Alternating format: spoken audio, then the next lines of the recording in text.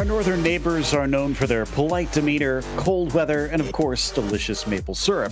But on the racing side, they have a reputation for their brutally unforgiving circuits. Canadian Tire Motorsports Park won't go easy on anyone, so get ready for the PCA Sim Racing Series 13 Pro Class. You'll see it all live here on RaceSpotTV. Hi, I'm Joe Peak, and with me in the booth tonight is Ewan O'Leary.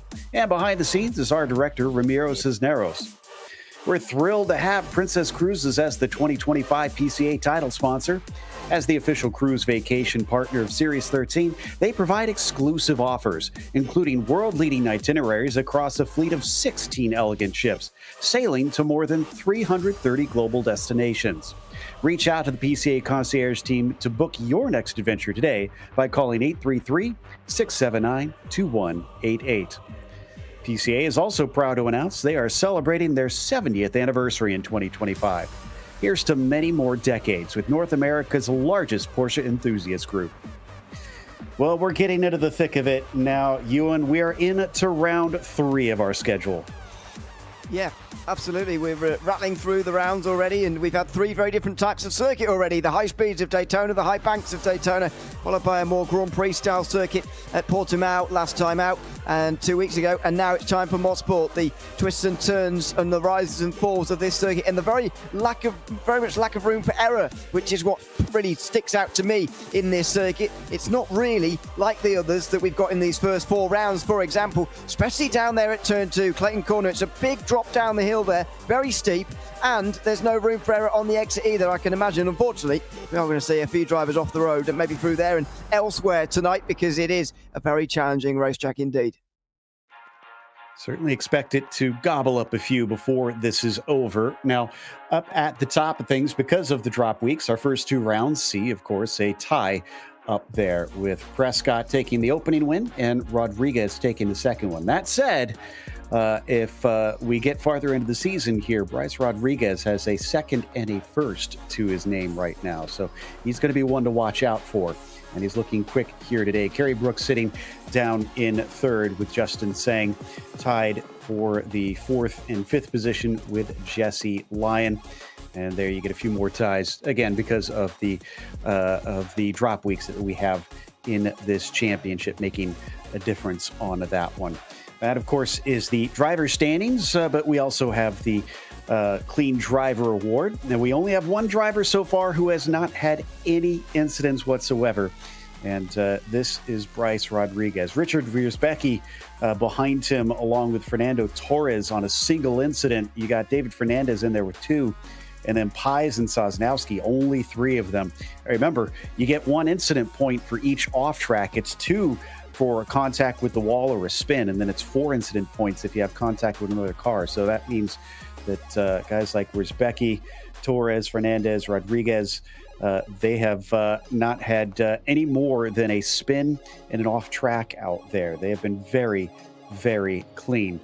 Of course, we also have the qualifying here as the drivers have put most of their laps in. I see a lot of drivers, Ewan, who look like they've already put down their 3. So we're just waiting for the last remaining few to wrap it up here. We certainly are. Who is still out there on laps? It looks like Jesse Lyon might be one of those in 5th place at the moment. Arthur Chan as well, who's in YouTube chat already, by the way. I'm hoping he's not going to be typing through the race. Otherwise, it's going to be a bit of a disaster. But he said, word from the trenches, 2-2 is very difficult on low fuel. I'm guessing he means qualifying. I suppose that later on in the race as well, when the tyres are worn down a little bit, it could be one to watch down here. But I think, to be honest, I know he is a part of the pro class, and all these guys are very good, but I think turn 2 is going to be a difficult corner all day, going down the hill there with so little room for error. These Porsches are known for a little bit of oversteer, especially at higher medium speeds as well, and so down the hill when you're really getting light as well, I can't imagine these cars are particularly planted to the road. Yeah, once we see an onboard, I think it'll really illustrate just how crazy that corner is. And we have to remember, people who have seen this circuit, at least in real life, for a long time now, are used to there being a lot of paved runoff. This scan is from before that. There is only grass out there. So if you dip a wheel off, it's highly likely you're going to just skitter off into the tire barrier through there. This is Matthew Siddall currently in 26th position, and he has completed all 3 of his laps. So at this point, he's just doing some practice, which they are allowed to do, but it just won't count for anything. Let's see if we can stay on board here until we get over Clayton. Nope, we're going to jump off, unfortunately. Yeah, this is that corner we were talking about, up and over that crest, rises and falls. And then, of course, it's not just that, Ewan, it compresses at the bottom, too. Yeah, exactly. Yeah, we'll be able to watch the pole lap a little bit later on with Justin Sang. It's going to look like so. We'll get to that a little bit later on. But yeah, it is so challenging, and not really one of those overtaking chances. But you know, battles from the end of the previous lap can spill over into turn 1 and 2, and that's when the race is going to get very exciting indeed down there. The best overtaking chance is going to be towards turn 8, probably turn 5. Moss Corner is going to be a decent chance as well, though. Down there, you can see on the track map at the bottom right there, it's sort of that little bit of a rectangular bit, if you like. It's sort of a double apexed hairpin. If you're doing it right, you want to sort of take that all as one corner and double apex it, as I say. But that is easier said than done, especially when you're going side by side. That's a really challenging corner, as we'll talk about in the pole lap a little bit later on. But yeah, it is going to be one of those circuits relatively difficult to overtake. Not quite as difficult as 2 weeks ago at the Algarve, I wouldn't say, but not the easiest circuit on this calendar either. We've already had that at round 1. Yeah, a few heavy braking zones, even in GT cars. It's a very fast and flowing circuit. In fact, one of the few that hasn't seen any changes in layouts in its entire history. It's still the same thing as it started. Very rare in today, where many of the older tracks have been slowed down by chicanes and alterations to try and make them a little bit safer. But safety not a concern here in the sim. And for Bryce Rodriguez starting up on the pole, he is, I'm actually showing Justin Sang up on the top spot here. So I'm not sure if there's a bit of an error going on. Kerry Brooks I'm seeing in second. So this might be a little bit off here. Bryce Rodriguez is showing third on mine with Robbie Prescott in fourth. That might be practice, by the way. I'm not entirely sure that's qualifying. Here we go. Yeah, here we go. So I think we're getting that out. I'll just go through. That's why. Yeah, the further. We're getting that up here in just a second. I guess there is no rush since we got the warm up here, so we can wait a moment, make sure we got the accurate one up here. But yeah, I mean, how rare is it these days, Ewan, that we get racetracks that manage to stay the same for 50, 60, 70 years? Yeah, exactly. Yeah, you certainly can't say the same of Portimao. Last time out, as we saw, it's a very different feel to the racetrack to what we have here at this circuit. So yeah, really pleased that we can come here for this round of the championship. And yeah, it is one of those that has really retained its character very well indeed. Probably better than any other circuit on this calendar this season in the Porsche Cup of America. So, yeah, looking forward to this round. And here is the starting grid. There are the times. There we go. That looks a little closer to what I've got. Justin Sang on the pole. Kerry Brooks starting next to him in the 177, and Bryce Rodriguez beginning from third. We've got Robbie Prescott on the outside of that second row. Arthur Chan starting in P5 with Jesse Lyon next to him. A lot of familiar names here at the top. On the next slide, it's Leif Peterson in P7. Chris Pies will start from 8th, and Logan Grotto in P9. Top 10 going to be rounded out by Nicky Chan. Thomas Ewing starts in 11th, and the 212 of Joe Sinclair will begin from 12th position. In 13th, it's Lenny Holland in the 4 car, just over half a second off of pole, ahead of Michael Patterson, with David Fernandez and Rodney Campbell sharing row 8. Klaus Nielsen and Christopher Cook are on the next row, with Chad Henson and Matthew Jokel rounding out the top 20. James Hoof is 21st, ahead of Jason Finch, 22nd. Richard Woodbicky McMichael is 23rd, ahead of Brett Holmes, rounding out row 12. Then we get into 25th position, where it is going to be Jonathan Waltman, followed by Matthew Siddall in 26. Kevin Jokel, P27 for him. He's got Joachim Baker flanking him to the outside of that row. And then the last row on the field going to be Fernando Torres and Chad Sosnowski. All 30 drivers able to set a time in qualifying, and separated by all of, let's see, about 2 seconds between them, or somewhere in that realm. Very, very close, as we tend to see here in the pro class. Drivers have little to separate them.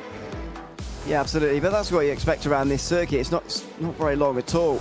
So despite all the corners that we've got, and we talked at length about the challenge of those, the length of this circuit does mean that the times will be very, very close. It might mean that we get quite a group up front early on, but remains to be seen on that. We haven't really seen a big group at the front all season, even at Daytona, to be honest. The group was really reduced quite early on, more than what I was expecting. So we'll have to see. I mean, it is encouraging, though, to see in qualifying everybody run so close. Yeah, exactly. Well, and the other thing is, it also doesn't really have many long straights as we go to watch the pole lap here with our pole sitter of Justin Sang. Now we'll finally get to see Clayton Corner here, Ewan, and just how terrifying this thing is. Look at that. Look at the readjustment as well. Not interestingly, not going down to fourth. I guess that would just spin up the rears a little bit and get the car a bit loose. So it's keeping it in fifth, then down a couple of gears into third. Now through turn 3 and out over the out of the corner. It's pretty open out of that corner, actually. It's pretty fast. And then that run down the hill. This is a decent chance, but look at the difficulty of braking here. As soon as you're getting straight again, you're on the brakes, and it's really difficult over the rise of that hill as well. Very nicely done from Justin Sang there, by the way. I was talking earlier about how you need to double apex that, effectively treat Moss Corner as one hairpin, and that's very much what he did there. Now on to the Mario Andretti straight. It's actually a very long straight because it's not dead straight. People don't really think about it very much, but actually, even though there's twists and turns, there's a good slipstreaming chance all the way up here. The only problem is there's little braking at the end of it. Look at the way they throw it in towards turn 8 here, down a couple of gears, revving it out in 4th before slowing down. Effectively, these final 3 corners, each the slower than the last. Now 3rd gear finally pulling it out of the final corner. Bit of a slide. That was the only thing really where I would say Justin Sang lost time. That was very well maximised, and that looked like his last lap of the session, right on time. It was all of 0.05 of a second ahead of Kerry Brooks as well. So it's a good thing it wasn't a bigger mistake, or he could have been off of that pole position here to start this race. And track position will probably be just a bit important. That said, you mentioned that it's not a long lap time around here. Even 30 cars, I have a feeling it's going to get a little crowded later on in the race. And early on in the race as well, to be honest. When they start side by side here, it is going to be very crowded as well. So, yeah, that is going to be something to watch out for. Lap traffic likely will be a problem at some point. We haven't really seen too much of that so far this season just yet. But, yeah, I think that is going to be a factor over the course of today's race. And maybe a bit of waiting around for the late part of the race. How much fuel saving and so on is there going to be? There's a lot of these braking zones that are not very long, but you could just lift off on the way in, save a bit of fuel, and then you wait to use that in the pit stop cycle. Hopefully we don't get one of those races where everybody does just wait for the pit stops before trying to make some overtakes, and there is some action early on in the first 35 minutes before the stops. See Richard bringing himself down through Clayton himself. Matthew Siddall from the Lone Star region up along the Mario Andretti straight into the S's. Another interesting thing about those corners there, Ewan, is I've seen drivers actually make passes around the outside into that right-hander. So it doesn't matter which side you go in there. There's chances to try and make stuff happen. Yeah, there certainly is. It's, and yeah, don't get me wrong. I'm not saying that there is no chances of overtaking here at all, but I'm just saying that there is a tendency and maybe an inclination to just stay behind and wait for those pit stop cycles. So hopefully we don't get one of those. There are some decent chances. First things first, though, get through lap 1, which is going to be the real key. Can you make your way through the opening lap without losing any positions here at best? Or if you do, then keeping that to a minimum and keeping yourself on the road, expecting there to be too many cars to be funneling through turn 1 and 2, to be honest, for everyone to make it through, sadly.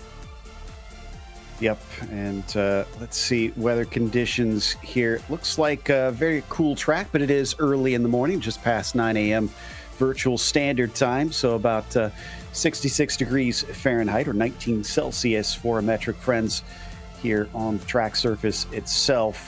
Just a little bit of a light wind, nothing too outrageous, honestly, and mostly cloudy weather should keep that track temperature down throughout the race. But as we saw with Portimao, the tires can take some abuse when you have a lot of corners. This one a bit of a reverse, though, to last one, which was so point and squirt. The heavy loads that they're going to experience on some of these fast turns might wind up making life difficult. So here we go. Now, one thing to watch out for at the start of this race, you heard Ewan mention that drivers going to try and stay out of one another through those first couple turns. It's especially critical because they have what's called the orange zone in this series. That essentially means drivers are punished extra harshly if they get involved in incidents in the orange zone on lap 1. It's to try and encourage a nice, clean, safe start, make sure everybody gets a chance to at least get the race going.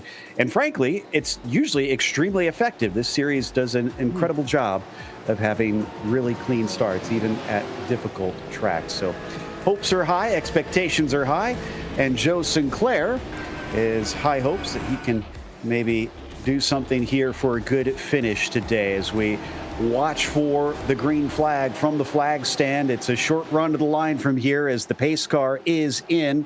Justin Sang has control. Green flag is indeed out, and it's a big stack up on the inside line as a number of cars had to wait patiently before they got to the line to try and overtake. Now they try to siphon down to single file and you, and they head over the crest into 2.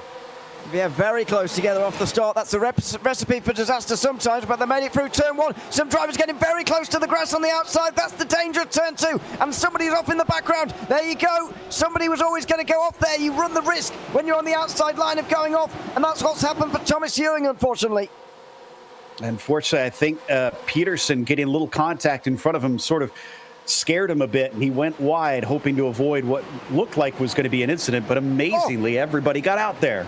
Oh, what a dive from Bryce Rodriguez. I wasn't expecting that on lap 1 as these guys up front got off to a very clean start. They got single file, but Bryce Rodriguez set out on the lead, and he's alongside Justin Sang.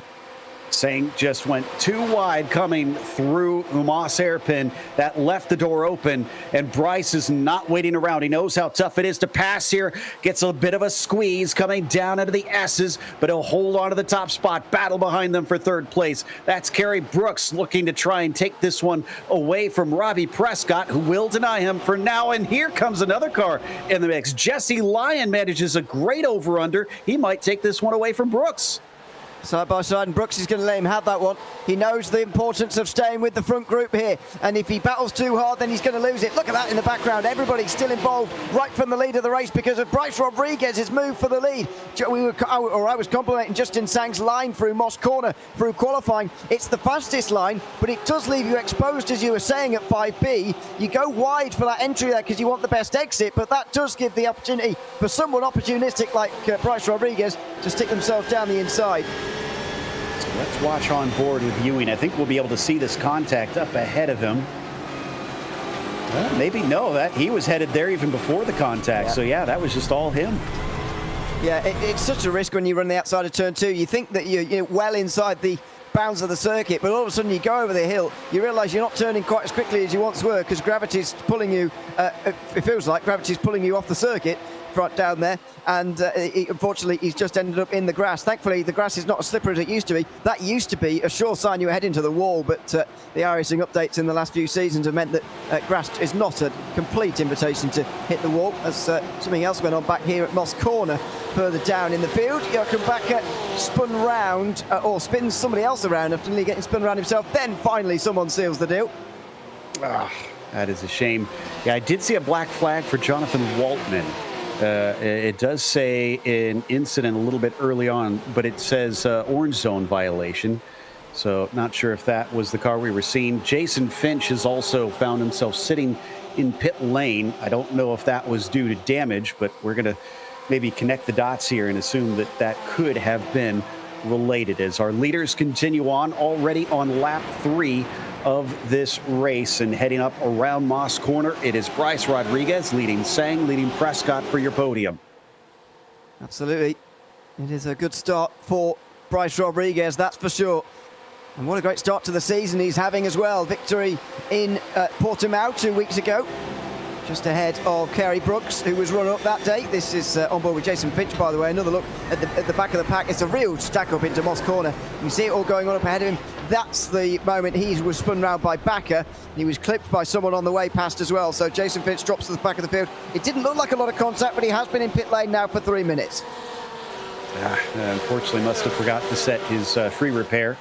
The car probably taking some time to repair some suspension damage with it being brushed along the side around that corner. Real shame, but hopefully we'll see him get back out because, as we said, attrition could help him and he might gain a few positions regardless as we continue to watch Kerry Brooks here in 5th, chasing on Jesse Lyon. Have a look at the left-hand side, by the way, on the tower. Have you ever seen in this, or I've not seen in this series for quite a while, no positions, no drivers staying in the same place as they qualified on lap 1 and in the first few minutes. Remarkable changes. It just shows you how lively that opening part of the race was. Everybody in the top 10 moving somewhere, whether that's forwards or backwards, and that's not just because someone's dropped right through the field. That's just legitimate racing battles going on early on. Joe Sinclair is the only driver inside the top 20 who's where he qualified in 12th. That's a good point. Yeah, it is rare that you see so many drivers changing positions here in the pro class, especially at the top early in the race. Tell you what, Robbie Prescott is getting a mirror full of Jesse Lyon. I said that Lyon was dealing with Brooks. I think it's the other way around. Lyon's the one on the attack lately and just trying to see if he can get some sort of error out of the 01. And the problem is now that you're likely to lose the front group if you try and make a move. We're 5 minutes in, we're settled a bit into the race. When Rodriguez, Prescott and Lyon and Brooks and so on were making their moves and they were battling away in the top 5, it was fine because everyone was fighting away in the opening laps or so. But now it is settling in. Rodriguez is putting some speed in the front of the race and Prescott can't quite stay with it. Jesse Lyon wants to go with the leaders.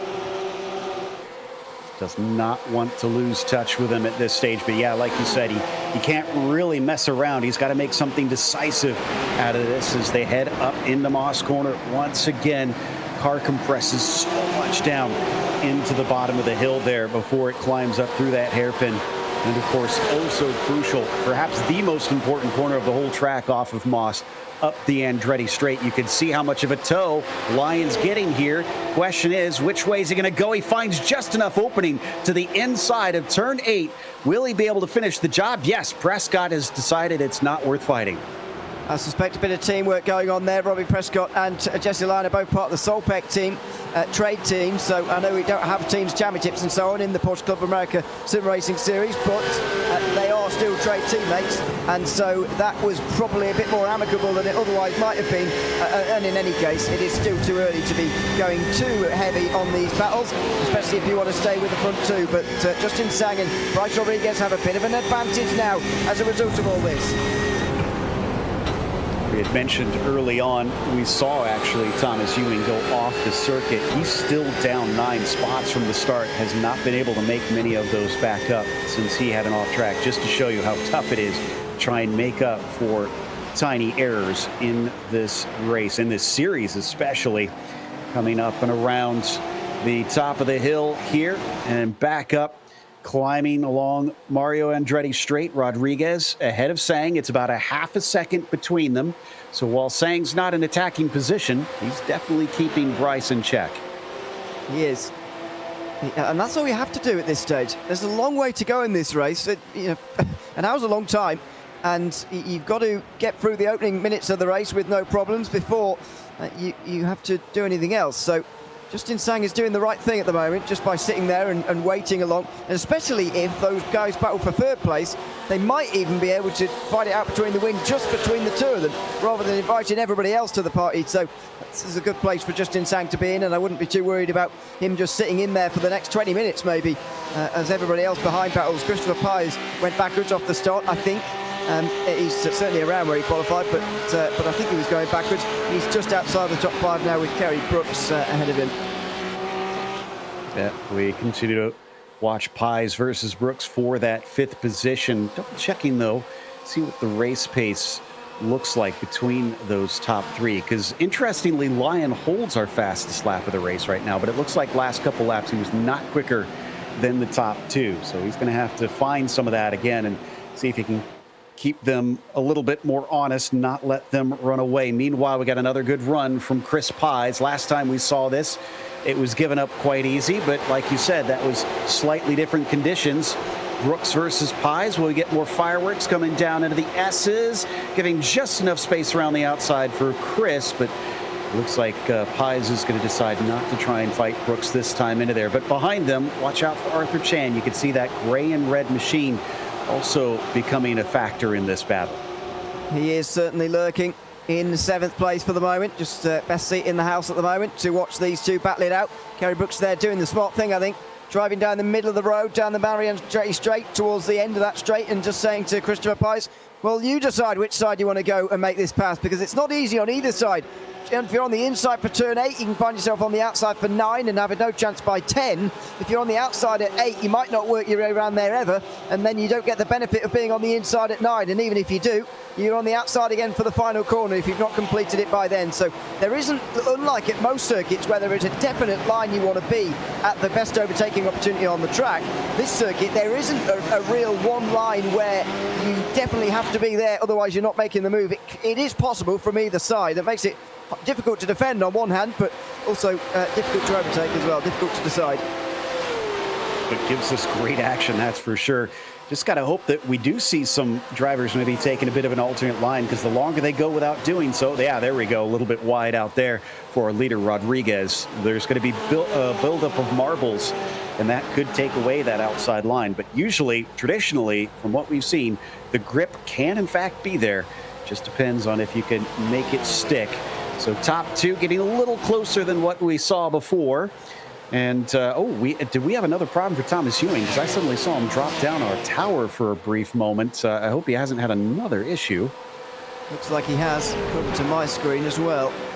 So that's not good news, I'm afraid, for Thomas Ewing. It was right at the very end of the lap. He was coming through turns 8, 9 and 10 as we saw him dropping down. And I've seen him last lap time. What was his last lap time? 1:19.1. Now, I know he's not going to be going as quick as the leaders anyway, but 3.2 seconds slower is too much. Yeah, that definitely says that something has happened as the clouds come over, darken the track, maybe cool it down once again. Taking a look a little bit farther back here as we look at the battle for 8th with Logan Grotto leading a bit of a train. Nicky Chan is in there, Peterson, and then Lenny Holland all the way back to 11th. Doesn't look like anybody's able to do anything this time by, but again, they're staying within range. They certainly are. Around the low right-hander, the fast right-hander of turn 8. Logan Grotto very much the cork in the bottle here in the number 1 car. Currently 8th place in the driver's standings. He DNF'd at Daytona, but nice top 10, I think it was, at Portimao. It's got him up there at the moment in the driver's standings. Still very early on, though, as far as those are concerned. And he goes a little bit wide through turn 1. He's certainly under pressure here. He's not quite settling into this race just yet. Be careful with those. You can lose traction, just slip into the grass. As we said, this is not the more modern version with paved runoff on the exits and some of the corners. As we check in with Bryce Rodriguez, current leader in the race, but only by about half a second right now, coming around out of Moss onto Mario Andretti straight, trying to line it up as best he can. But I have to say, he looks incredibly focused and cool right now. And he's driving with a circular wheel. Can you believe that? You don't see those very often anymore. Or nearly wholly circular, anyway. So great to see him. I think that's the first time this season we've seen him and his setup. So a big thanks to him for sharing that with us as he's leading the race at the moment. Further back here, Grotto has just got a bit of breathing space because Nicky Chan was the one under pressure that time from Lee Peterson. I think Chan had a tiny mistake earlier in the lap, and that allowed Peterson to get a little side-by-side for a brief while, but unfortunately couldn't make anything stick as they dive down through turn 1. So much elevation change throughout the course of this lap. It starts up at the highest point of the track, and everything is pretty much downhill to one of the lowest points at the farther end. And then it brings you right back up to the top once again. Staying close here is Nicky Chan, making sure Logan Grotto cannot blink. Just as long as he applies that pressure, he will surely be able to get an overtaking chance at some point here. But we're getting to that stage in the race already now where the top 7 are starting to really get away from them. So if he does want one of those positions, he has to get up there sooner. Meanwhile, Prescott, Brooks, Pies, Chan up the road are very close, and it's Christopher Pies who's the one, the aggressor at the moment in this battle for 5th position. Is he close enough here? The problem in these groups is always going to be that Brooks has got the slipstream from Prescott, and so it's harder to overtake in towards turn 8. Yeah, it's almost what we would describe these days as the DRS effect. or just a DRS train, if you will, as everybody's getting a slipstream off of one another. And while they might not have a drag reduction system on these cars, still kind of the same thing where nobody seems to be able to utilize that draft to a good enough effect. Quarter of the way into this race. Now, we're not to the pit window quite yet, but we should see it maybe within the next 5 minutes open up, although don't expect to see anybody in until at least the half-hour mark on this race. So as Brooks will continue to lead Chris Pies, we're now going to check in on Klaus Nielsen, who had contact with the wall coming off of Clayton.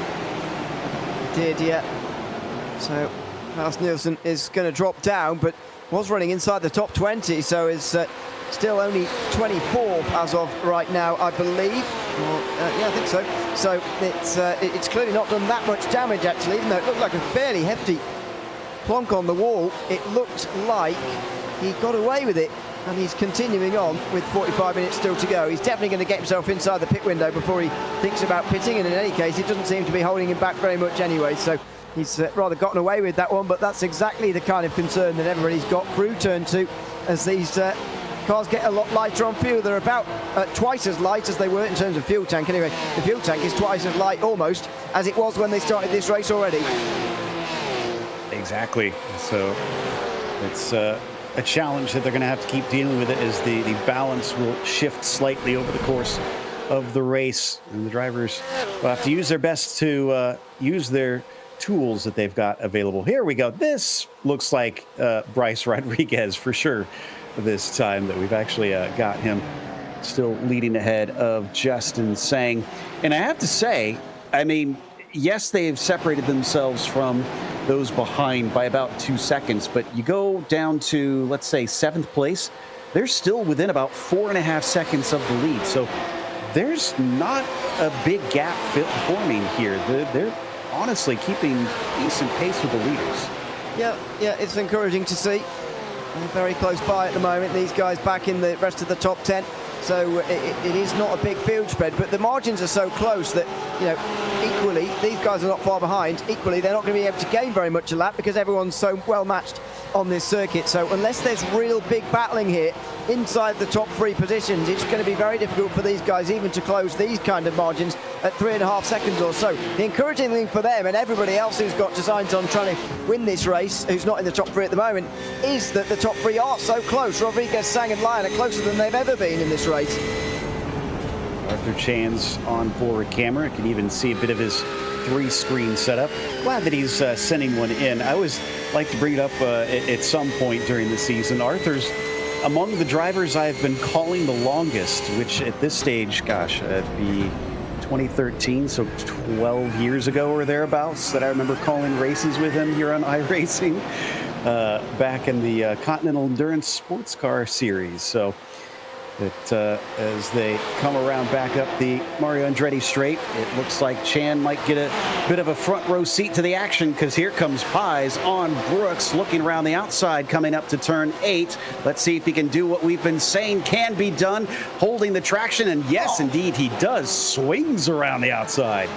Very well done indeed, and just that perfect balance between squeezing Brooks enough that Brooks was a bit wary about accelerating too much through the middle part of turn 8, but also going wide enough to give him the space, Brooks. If he wanted to hold the inside line there, he would have been able to without going into the side of Pies. So that was expertly done from Christopher Pies, and he's got into the top 5.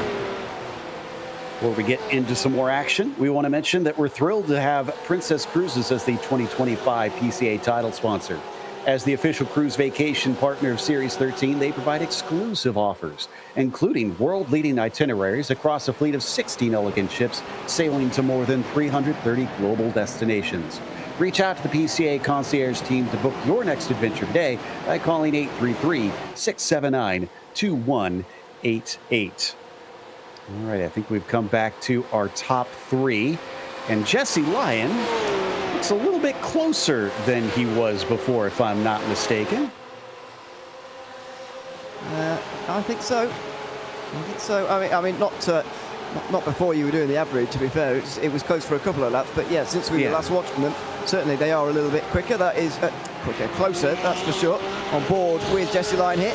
Now, is that because Jesse Lyon is legitimately quicker than these two, or were they just cruising along and he was pushing ultra 100%? Oh, look at that slide there. He just clipped the inside curve there at turn 1, just in the wrong way, and he just has to correct the slide on the exit. These cars are getting low on fuel now, and as we heard from Chan earlier, it's difficult on low fuel. Have a look at that. Lyon's been pushing, and he's got that rear loose going on now.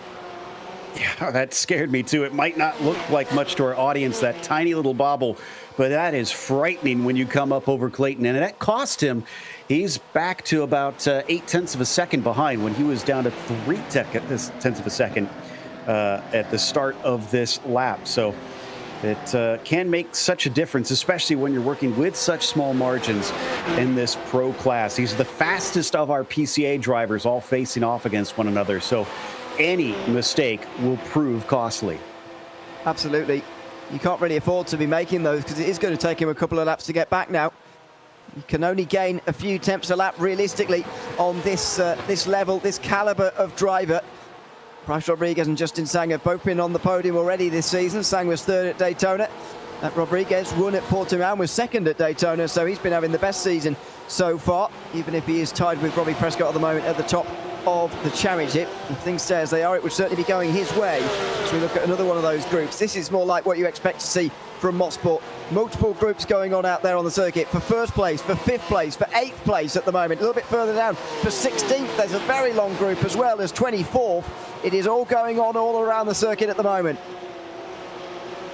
Love this battle that we've been seeing between Prado, Chan, Peterson, and the like. They've kept this going since early on. It's given us a little bit of changing around, of course, as we've had drivers in this group maybe swap positions once or twice in this race. In fact, we mentioned early on that everybody has changed from where they started, except Robbie Prescott's managed to move back into fourth position where he's gridded up ahead of them. So otherwise, we still have all kinds of shuffling about here at the front of the grid. Nobody looking like something's going to happen this time into the S's amongst this quartet. But as we edge ever closer to that halfway mark, who will bite the bullet and try to dive off a little bit early for a pit stop? Or will we see anybody manage to save fuel and tires enough that they can maybe use the pit stops to leapfrog their competitor? Let's see here. It's going to be very interesting indeed. I think the pit stops are going to be the defining point of this race. And if somebody comes out in the lead, especially out of those three, if somebody comes out in the lead with a second or so, they might be difficult to bring back again. So really important stops coming up in the next 20 minutes or so. But it could be a while until we see those stops. Even though it is a twisting and turning circuit, you are on throttle quite a lot, deceptive amounts actually. And so it is a fairly high fuel burn circuit compared to what most people expect. Even so, we'll be seeing the one stop here as always, and we'll be seeing them making it at some point in the middle third of the race, in which we are now in. You don't want to be pitting too early though if you're at the front, because you'll end up in traffic. Matthew Siddle though has got the benefit of being able to come down pit lane.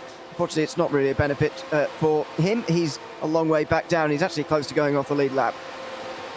I just checked, and I think he's got plenty of wiggle room right now, so I don't think he'll lose that lead lap quite yet. And did Jesse Lyon just lose his internet connection? Because it just disappeared for us. Wow. It looks like it. It looks like he's completely disappeared and he's dropped from the session. That is a real shame for Lyon. I was very interested to see how that would play out, because it looked like he was the fastest of the front three at multiple times during these first 23 minutes. And it looks like it's a run that's come to an end in the most heartbreaking way possible for Jesse Lyon. He had to miss Daytona, so as far as his championship ambitions are concerned, this is a huge bit of damage that is being done to him this afternoon. There's only that lone drop week that they are allowed for your worst result, and his 0 at Daytona will take that spot. So anything that he scores from here on out is going to be quite painful in comparison to everybody else that is able to make every round. As we watch Justin Sang continue to stick with Bryce Rodriguez. Hasn't really really fought back since that initial overtake that we saw earlier on in the race. Now, I'm not sure if that's intentional or if he really can't get close enough to fight with him, but I wouldn't think that he'd want to stay too close behind him because, yes, these aren't Formula-style cars with huge wings on them, but GT3 class cars still have quite a bit of downforce, and I can't think it's good for the tires if he stays right up to that gearbox. Yeah, I think he's okay for the moment. It looks like he's driving within himself to me. Ever since he got overtaken by Raj Rodriguez, the real notable thing to me was the fact that he didn't really fight it afterwards. He didn't really give it another go. So I think he's pretty pleased to be sitting there. However, it may also be the case that he's struggling to pass at the moment and he's just hiding it well because we haven't seen him even attempt to make any moves. He might be thinking, well, I'm not even getting close enough here to even try. So we just don't know for the moment. I think he could be playing the long game here, though. That lap I saw in qualifying was one of the cleanest pole laps I've seen in a while. A slight slide on the exit of the final corner, but other than that, he had every apex down to a T, especially the difficult Moss corner. He had absolutely on the ragged edge, but you wouldn't have known that because it was so calm and collected, and there was just one input to the right round that corner. It was a really great pole lap, and I think he's still got something more within himself here that he can use maybe later on, and he'll try and use that pit stop first of all to actually leapfrog Rodriguez instead of trying to pass him on the circuit, which is a lot more difficult. Still watching our battle for fifth here, along with the battle behind them, with Grotto trying to hold off those drivers of Nicky Chan and Peterson for 7th place.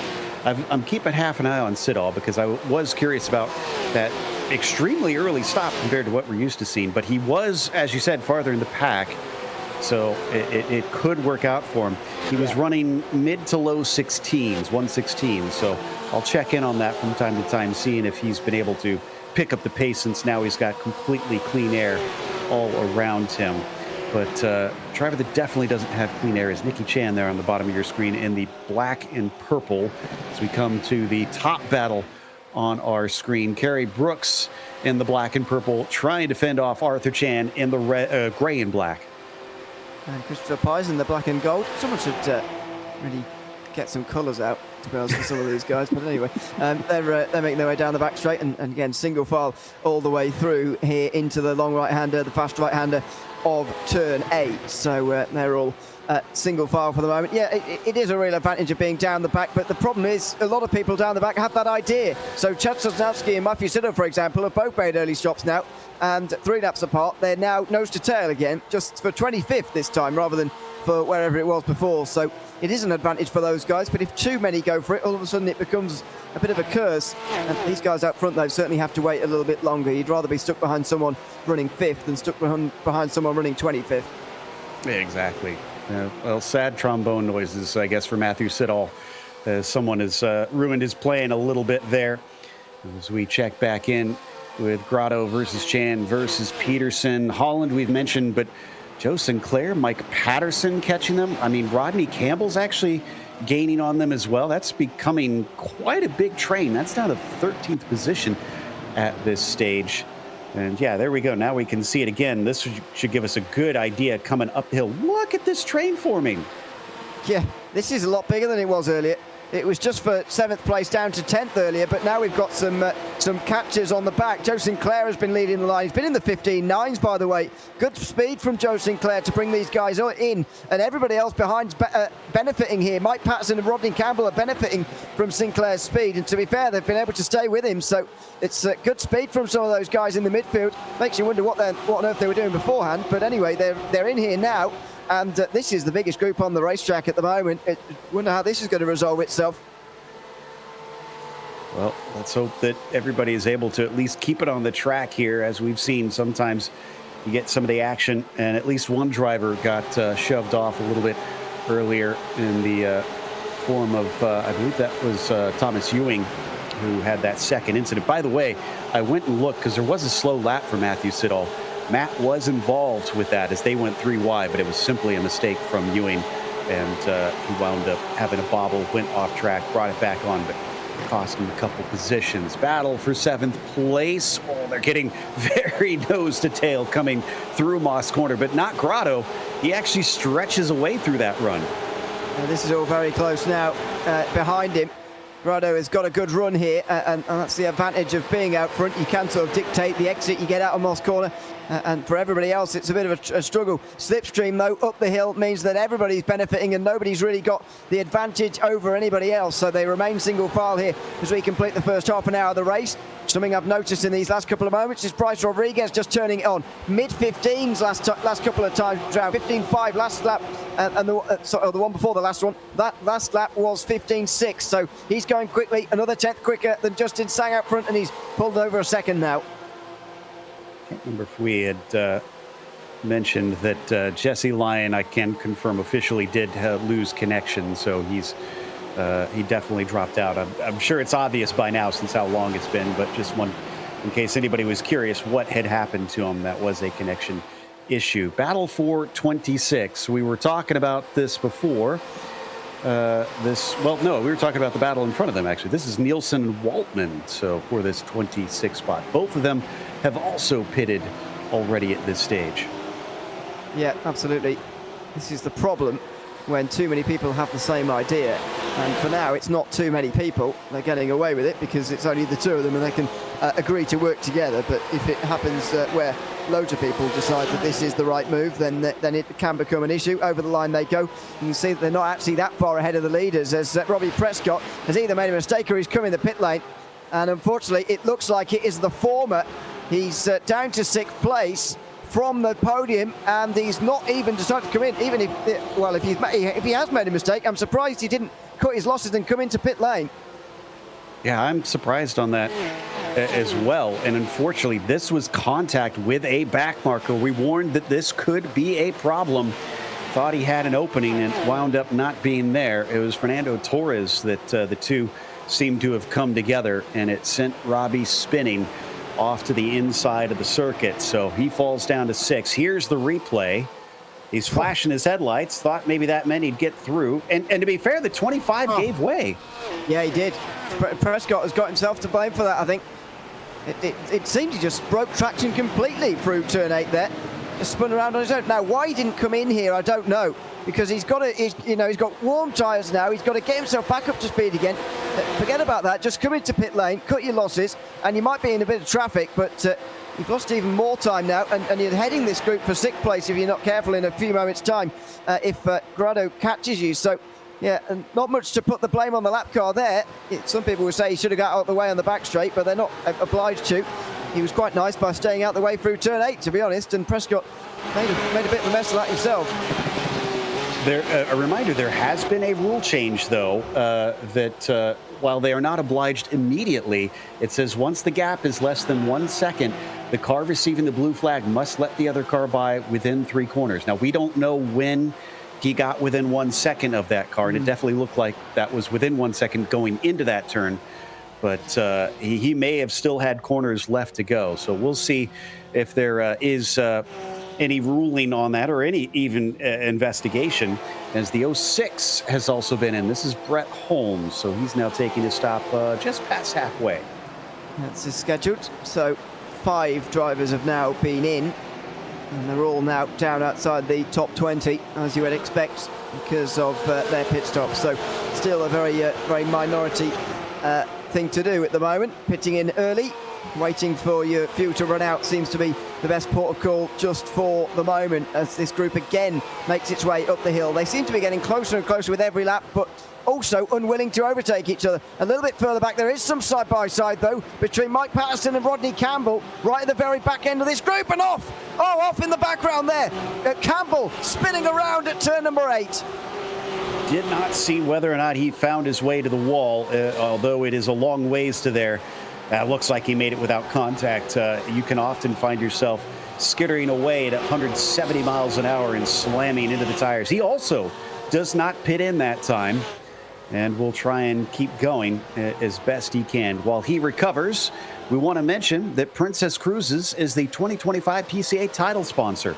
As the official cruise vacation partner of Series 13, they provide exclusive offers, including world-leading itineraries across a fleet of 16 elegant ships, sailing to more than 330 global destinations. Reach out to the PCA concierge team to book your next adventure today by calling 833-679-2188. Okay, so back to the action on track. 26 minutes left to go. We've had about half a dozen drivers pit in for scheduled stops, but we're still waiting on the majority of the field to come in, and Klaus Nielsen looked like he maybe got a little help from that angle. Perhaps in towards the final corner.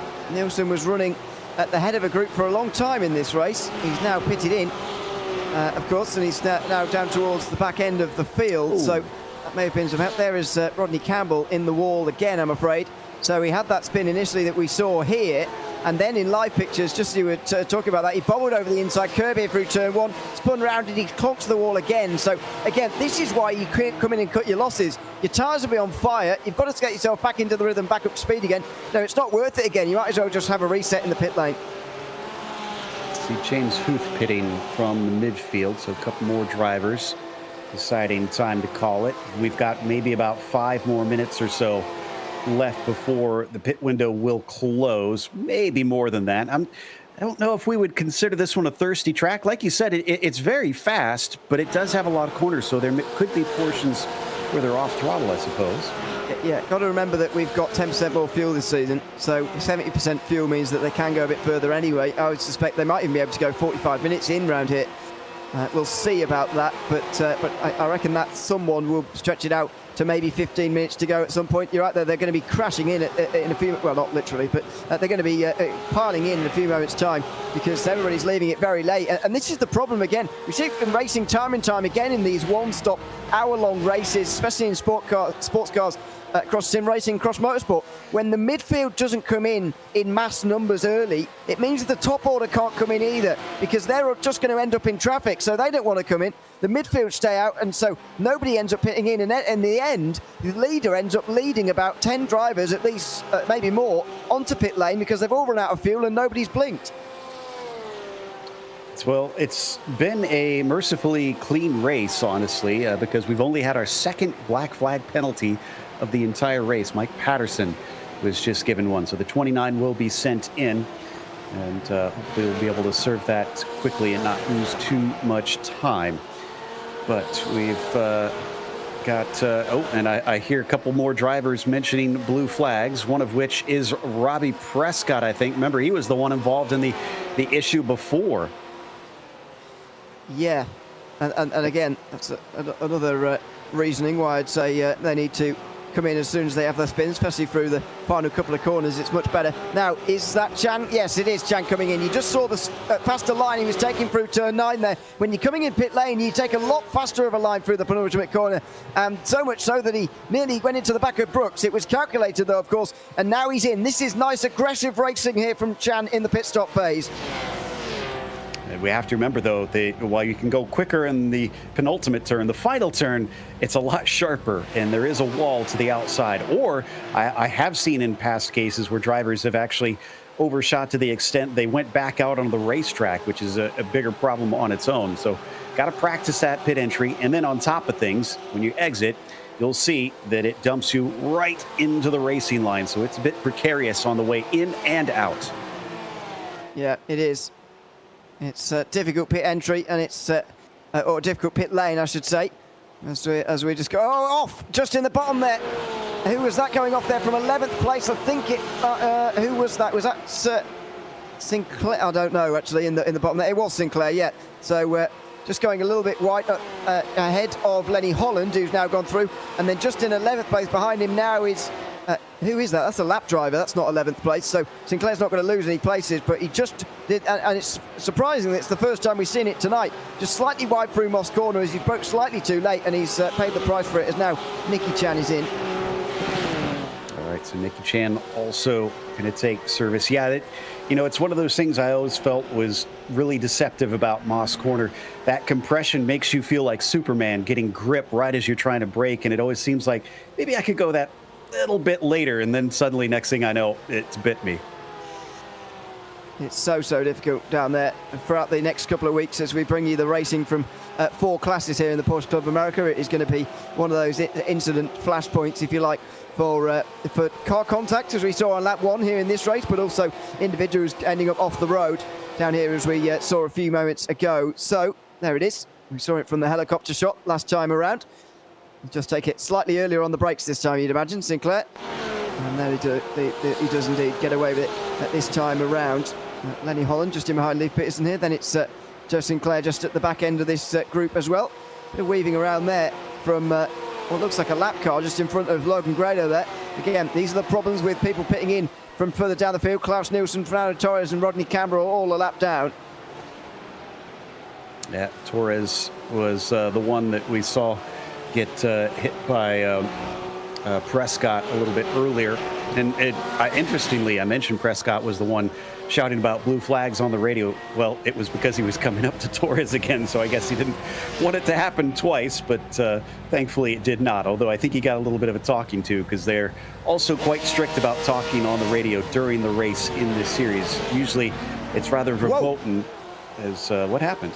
So Bryce Rodriguez looks like he's behind Sang. He looks like he's behind Justin Sang. This strategy from Justin Sang has paid off. He's played the long game and he's made it work. 12.9 in the box compared to 16.7 for Bryce Rodriguez, which, by the way, is the longest stop inside the top 22, although not many of those have stopped. That is a big difference, and Justin Sang has played the long game very well. He's got the lead.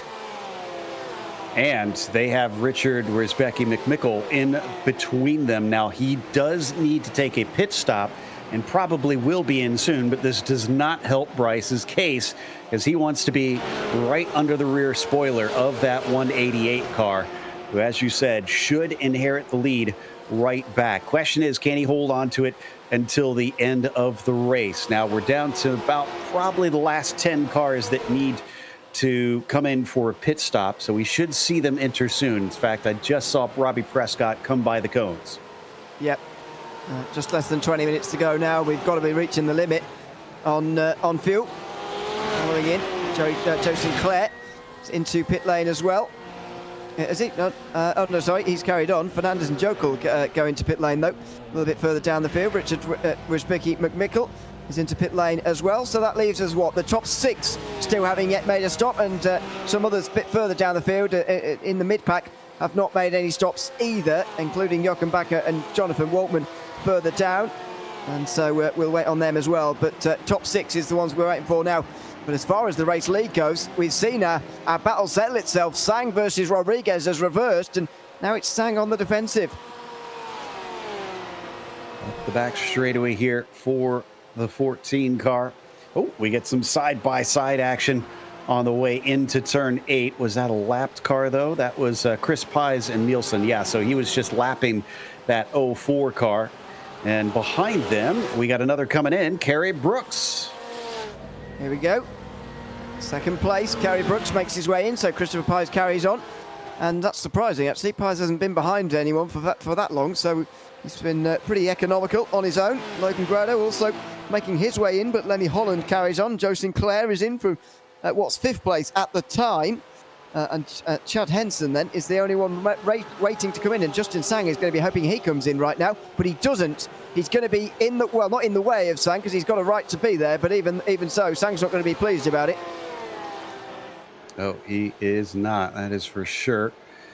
But Lenny Holland still behind Pies. Chad Henson also needing to take his pit stop here at the end. Remember, it's a long climb uphill, so if you're short on fuel, it's going to mean bad news as the car will start to sputter while it tries to climb. Let's see if he enters in as we watch a little bit behind them. And something's happened to Michael Patterson. What happened here through Quebec? Oh, just rear came around.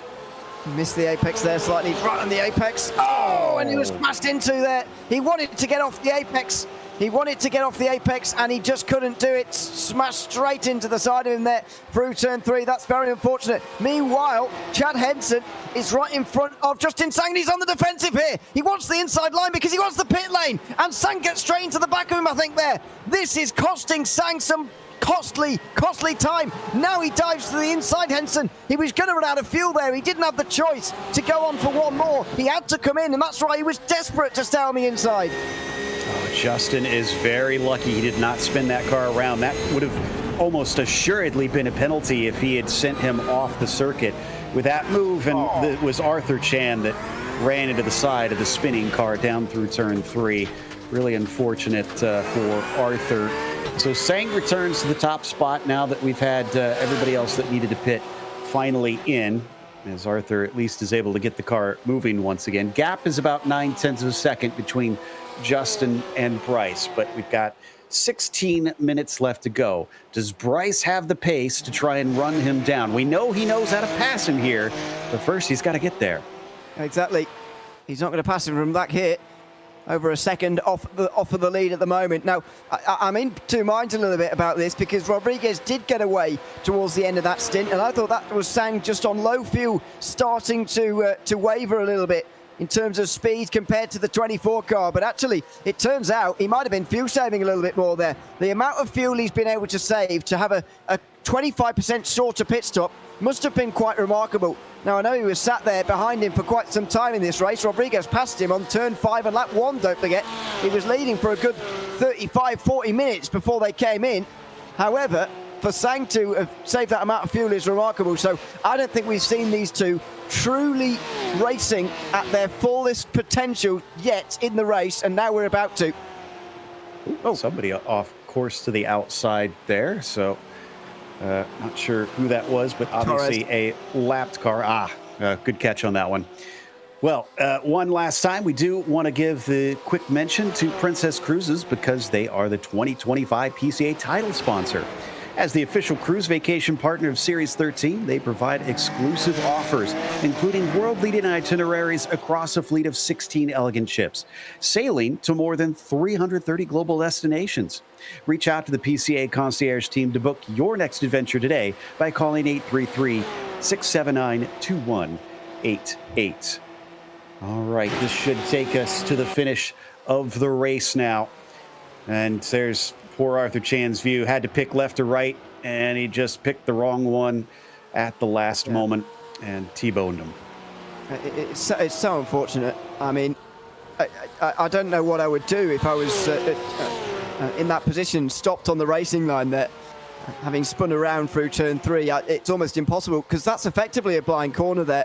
The wall on the right-hand side means that you can't really see where you're going until you're there too late. So surely, on the one hand, being on the racing line is a bad place to be because people won't be able to see you coming. But Chan did eventually see him coming just about, and unfortunately, it ended up going what he thought was going to be a clear bit of road on the right-hand side. He ended up T-boning him, so really difficult. We'll see what the stewards have to say about it, but I think that's a very difficult decision for both of them, as Fernando Torres is having a bit of a nightmare towards the end of this race now. In fact, he's brought it in a pit lane since then, so I wonder if that was maybe a bit too much damage to try and keep going. We'll see if he gets back out quick enough. Interestingly, we've only lost Jason Finch, who was out pretty much immediately. We've got more problems for Jochen Baker, so track is definitely ramping up in terms of errors that we're seeing. But Jesse Lyon, who we know was due to a connection issue, and then Torres, as I mentioned, is in pit lane.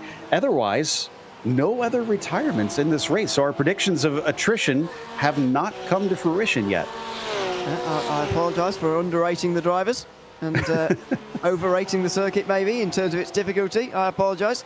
But, Jochen Back is also having a nightmare towards the end here. Spun right in the middle of the road and well avoided in the end by somebody. So Bakker now down to, where is he in the field? 24th position now. Unfortunately, he's just about to go off of the lead lap. There he is in front. He hasn't been off again, has he? He's going quite slowly. He might just be being nice, to be fair, and letting them through. No. But yeah, it's been fairly non-attritional, which is fantastic to see. And again, a great credit to these drivers. As I say, I clearly expected too little of them. Yeah, Joachim was getting on the text chat and letting them know which way to pass him. So yeah, he was trying to just not be a factor in this battle. And yeah, impressive the way the drivers have done this. That said, we've gotten a lot of replays recently for some spins. And we saw this 2 weeks ago at Portimao as well, where drivers towards the end of the race seem to be struggling with car handling. I wonder if we are indeed getting a bit of tire degradation here. Yeah, a little bit of that. I think maybe this is a personal thing. The way I end up driving the Porsche GT3 is that actually the fuel, I think, at the start of the race helps weigh the car down a little bit. I think it makes make the car feel a bit nicer and a bit more planted to the road. When you get a little bit later on, then it can get pretty light on its rear end and spin around at the sort of medium high speed corners. So maybe that's just me, but I think that could be playing a role when they do get light towards the end of these stints, because I did notice it a little bit towards the end of that first stint as well, before the pit stops were made. Everybody getting a little bit more likely to spin. We did see a few more spins, so I don't know if there's any truth in that, because after all, these drivers can tune that out of the Porsche the best of their abilities with the setup. But I just wonder whether the lighter fuel loads do help them to go around a bit more often. Yeah, well, and remember that these are Porsche 911s, so the fuel is actually in the front of the car. So when it's going light on fuel, it's the front that is starting to lose some of that. That said, I think that still plays into your theory, because that means you've got that huge engine with nothing on the front to balance it. So yeah, it could definitely swing around in comparison. It's like an unbalanced seesaw, isn't it? Yeah.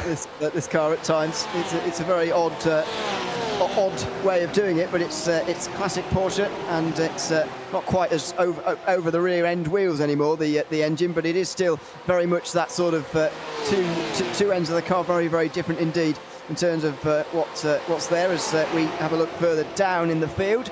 This battle from pretty much from 11th backwards is close, but 13th place is the side-by-side in towards turn number 8. A look on the outside here from that looks like Brett Holmes, just trying to get past David Fernandez, but not able to do it there.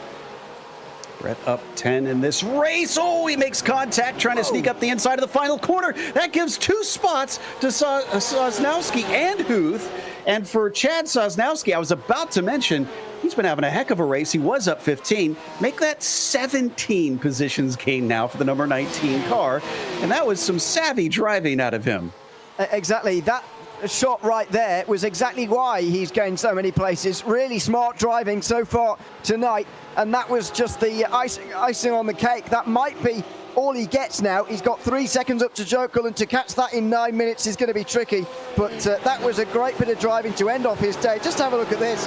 Just saw what was going on up ahead of him here at the late time at the final corner, which we're going to start to see a bit more of. Slight bit of contact. He knew just to keep it a little bit further to the inside. He didn't back off completely upon seeing the incident in front and maybe miss out on the opportunity. He still went for it, but he just kept it tighter to the inside line off the corner and takes another couple of places. And he was followed through by James Huth. So James also doing a fantastic job in all of that to watch out and mind the gap as it opened. Meanwhile, one thing that we should keep half an eye on here, this is a good battle here a little farther down in the mid-pack. Rodriguez is within 0.3 of a second of Justin Sang. So, oh no! Massive incident down into the S's. Is that Arthur Chan again? It is. Oh, it is. Well spotted. That's with Richard Wozbicki McMichael, and Chan pulls over to the side of the road. His day's over. That was a big, big crash. We just joined them at the point at which they were about to hit the wall at almost maximum velocity there at turn 9. That has clearly been a battle that had been going on side by side through this corner here before the penultimate one, and that was a big, big impact. You can see the debris in the wall down there.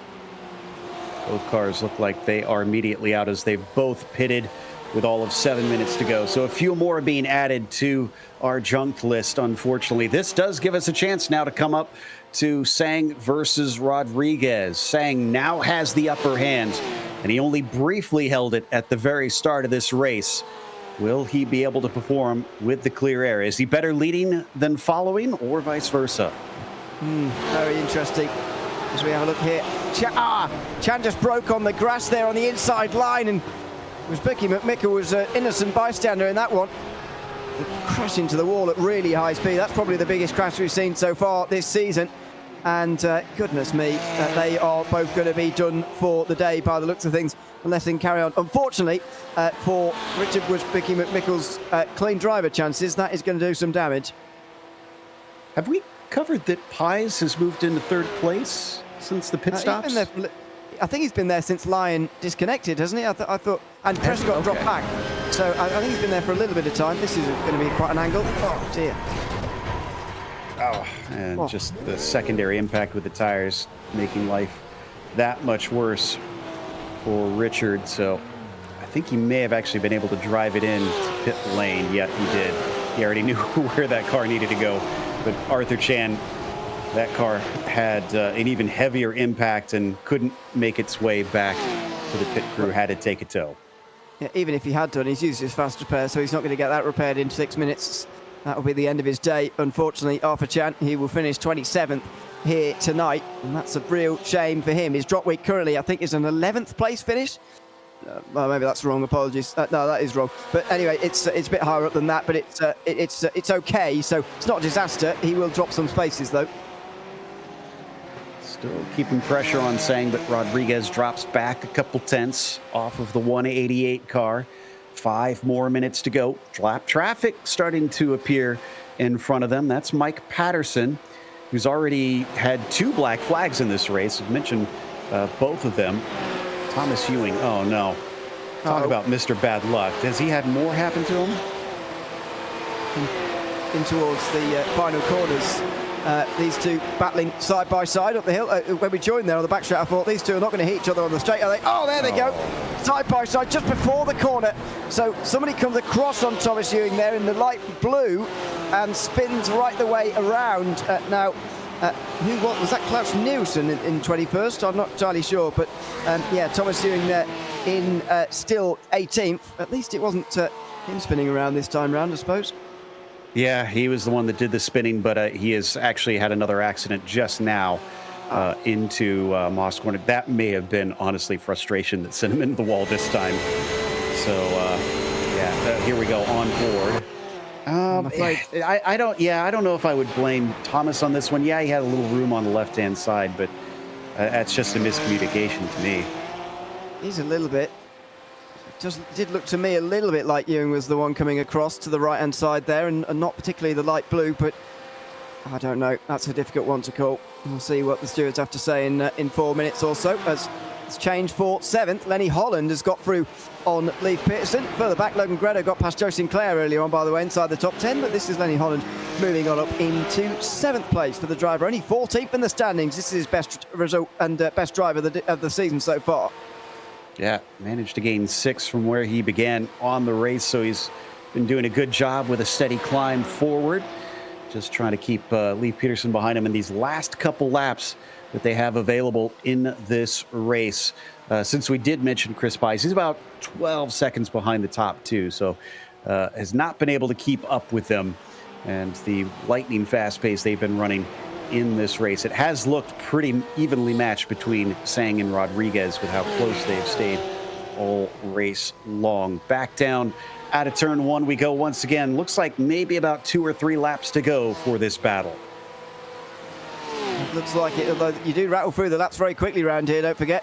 1 minute 15 only, about 4 to go still, depending on when it's going to be very close to what amount of laps we have to go here. We'll have to keep an eye on it. There is the contact, Christopher Cook and Thomas Ewing. I have a feeling these two are going to be arguing about that at the end of the day, but Ewing thoroughly burying himself in the driver's door there of Christopher Cook.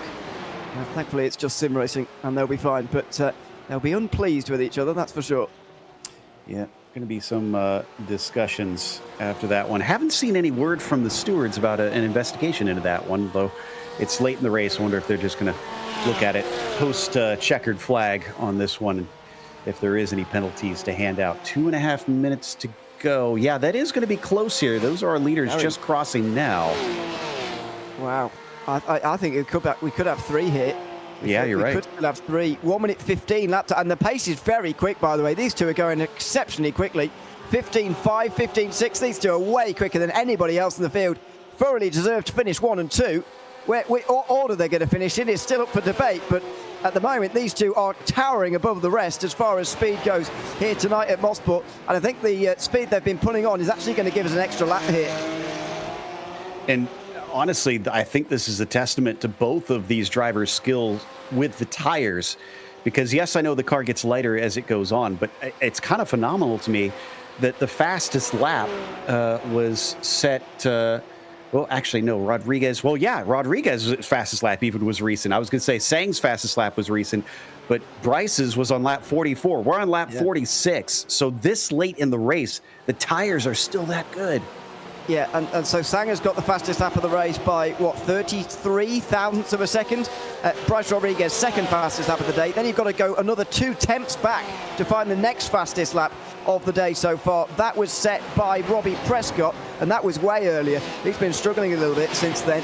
And so, yeah, these two thoroughly deserved to finish first and second. That was very deep from Sang. He's missed the apex down there at turn 2. Rodriguez will gain a little bit of time, and this looks like it'll be the penultimate lap. So he's got to find something on this lap, Rodriguez. He's going to need to find something this lap for a last lap pass if he's going to win this race. Absolutely does. You're right. They'll get the white flag next time by Mike Patterson just in front of them. Remember, when he gets the blue flag within 1 second of those cars behind, he gets 3 corners before he's required to pull over. So, yes, he could play a part in this, but it shouldn't be for long that he's ahead of them now that they're starting to get within that range. It's a distant slipstream that Sang is going to be getting down the straight this time as well, so I don't think he'll be too displeased that he's sitting in front of him just for the moment, as the battle for 15th continue. For 7th place. So I was looking further down at battle for 15th going on between Brett Holmes and Matthew Siddle. That's still ongoing, but yeah, still so much to settle here in the race. Battle for 11th place as well, nose to tail at the moment. So yeah, plenty going on as we get the white flag. And on screen, that isn't the battle for first. That was what you were talking about there for 15th between Siddall and Holmes there. But we did get that white flag, and it's still at about 7 to 6 tenths of a second between the 188 and the 24. They have not gone by that car, though. I'm pretty sure they're within 1 second. Will Mike Patterson let them go here? Yes, he does. Okay, there we go. Now he is obliged to let them through. Did compromise Bryce a little bit there. He did, but I don't think it's going to matter. The gap was 6 tenths already, and Rodriguez was struggling to get on terms with Sang here. It was a great opportunistic pass in towards Moss Corner on the opening lap to get ahead of Sang, but actually Sang was the one who's had the smarter race here. Stuck behind, saved fuel. His pit stop was remarkably 3.8 seconds shorter. That's how he's got in front and held the lead from there. It's not how quick you are on a single lap. It's how quickly you get to that checkered flag. Cool, calm, and collected. Justin Sang never looked like he was phased after being overtaken early because he knew he'd come out the winner today at Canadian Tire Motorsport Park. Great win from Sang. Great race between the two of them. Such great skill on show between Justin Sang and Bryce Rodriguez. Absolutely going at it. It's sort of a ping pong match and a bit of a flash of the lights at each other there. Respect shown between the two of them, and why not as well? They were by far and away the best 2 drivers in this race. Pies with a well-earned 3rd place back there. Poor Kerry Brooks started on the front row, only good enough for a 4th today, and got a feel for Robbie Prescott as well. Kind of surprised we didn't see any reprimand from the stewards, although he did have his chat turned off, so I'm sure he learned his lesson from being a little bit vocal, but he only comes home with a 5th place today after it looked like the speed maybe had a little more in store. Yeah, I think a few drivers will be feeling that actually around here, because once you find yourself making a mistake and getting yourself further back than where you think you should be, all of a sudden it does get very tricky. Well, it was tricky but well executed for Justin Sang, who is our victor over Bryce Rodriguez in 2nd. Chris Pies was P3 today, followed by Kerry Brooks in 4th. Robbie Prescott, a 5th place finish ahead of Nicky Chan. Nice run from 10th to 6th. And then how about Lenny Holland? We highlighted earlier, 6 places up to finish P7. Leif Peterson, P8 for him. Logan Grotto gets a top 10 in 9th, and Joe Sinclair, 10th place for him. 11th, just outside the top 10 for Chad Henson. His fellow Connecticut resident Matthew Jokel finishes in 12th place, just behind him. Chad Sosnowski ends up 13th. Great positions gained on him today. Fantastic drive. James Hooper and Brett Holmes round out the top 15. Holmes just holding off Matthew Studdle at the end there. David Fernandez, Kevin Jokel, Christopher Cook, who had that crash like Tom, still finished 19th, ahead of 20th Klaus Nielsen. This is a bit of a rarity in Pro Class. We have a number of cars that got lapped this time. Waltman in 21st, a lap down, along with Jochen Baker, 22nd. Richard Wisbecki McMickle, unfortunately, late race DNF in 23rd, although he may have actually got out on track, it looks like, since he was only one lap down. Rodney Campbell, 24th. Mike Patterson, 25th, 2 laps down. And then we get to our DNFs with Thomas Ewing, Arthur Chan, Fernando Torres, Jesse Lyon, and Jason Finch for our 30 drivers. Looks like we're getting a couple of our podium finishers in here, and I think Bryce Rodriguez, our second place finisher, coming up to us first, it looks like. So let's chat with the 24 and see what he thinks about how this race unfolded, because Bryce, I mean, gutsy pass there at the start. It got you the lead, but it seemed like the pit stops were your undoing. What's your assessment? Yeah, I think at the start, the goal was to just try to be aggressive, because on this track, it's like really difficult to pass. And once everyone gets into a train, it just stays like that. So I made the move at the beginning, which worked out. I think Justin saved a little bit of fuel when he was behind me, and that little like half second was enough for him to jump me in the pits. But big congrats to him. It was a fun race, being chased and chasing him towards the end. But I can be happy with a P2 for today. Yeah, we saw you get within, maybe about 3/10 towards the end of the race after the pit stops. If you got within striking range, do you think you could pull the same move again and get inside him, or do you think you would have had you held off? I think I absolutely would have went for it if, the gap was there. I just wasn't close enough, and I was thinking he would maybe assume that I'd do the same move, but just was almost there to make the move, but just like not quite close enough yet, and it wasn't worth risking kind of the whole race for a dive bomb when we're in P2. But try to get close, but he was just too quick today. Even still, a second, a first, and a second. It says something when your drop weeks early on. It is a second place finish. That's some impressive consistency. Yeah, I think being consistent is what I usually try to go for. Races like this, I kind of knew that I wouldn't have the outright pace, but if I can just kind of stay out of trouble and be consistent, I think that's kind of the way to win races and win championships. It's clearly working for you right now. Congratulations on a podium. Thank you. That is Bryce Rodriguez, comes home P2 today. Meanwhile, behind him, a little bit of a lonelier race for Chris Pies, as I believe Ewan has caught up with P3. Absolutely. Chris, welcome to the booth. Good to have you with us, and congratulations on a podium here tonight. You weren't running there initially, but you managed to float your way up onto the bottom step of the podium. How would you assess that race overall? Yeah, I haven't seen you guys in a while, so hi. And yeah, it was, for me, a relatively uneventful race. Just the front two guys, Bryce and Justin, were just in a different league. At the end there, they were just knocking off lap times that I couldn't even match in perfect conditions. So kudos to them. They deserve all the praise in the world. I kind of just hung back and I guess was the best of the rest, so to speak. Absolutely, you were. And it's been a decent start to the season for you as well. I don't know if you'll agree. A few decent results, all inside the top 10 so far. But what are your aims for the rest of the season in terms of what you might be able to achieve championship-wise or race-wise? Just keep banging away. The championship is a long marathon. It's not a sprint. And, I think if I keep my nose clean, keep doing races like this with minimal incidents, I'll finish pretty well. We'll see what happens, how everybody else does. But those guys up front, they're going to be tough to not only catch on any given race, but over the course of the season. I mean, they're up there every single race. So I'm going to need a little help, I think. But we'll see. We'll see where we are towards the end. We certainly will. Congratulations on third tonight, Chris, and thanks for coming to chat to us as well. Thanks, Ewan. Thanks, Joe. Thanks very much. Christopher Pies there in third place tonight at Mosport. And, well, with his first win of the season, Justin Sang is off celebrating, so sadly won't get to talk to him. But we do have an awesome one coming up soon, a classic going over to Silverstone 2 weeks from now on February 19th. So make sure and tune in for the next time the pro class will be with us. But we have more racing coming tomorrow night. We'll be back here at Mosport for the club class February 6th, Thursday, as the racing will continue for 2 weeks here at this fantastic North American track. Big thank you, of course, goes to the steering committee at PCA Sim Racing, as well as to our team tonight, Ramiro and Ewan. But thank you so much for tuning in and watching tonight's broadcast of PCA Sim Racing. I'm Joe Peak, and until next time, race clean, race hard. We'll see you on the track.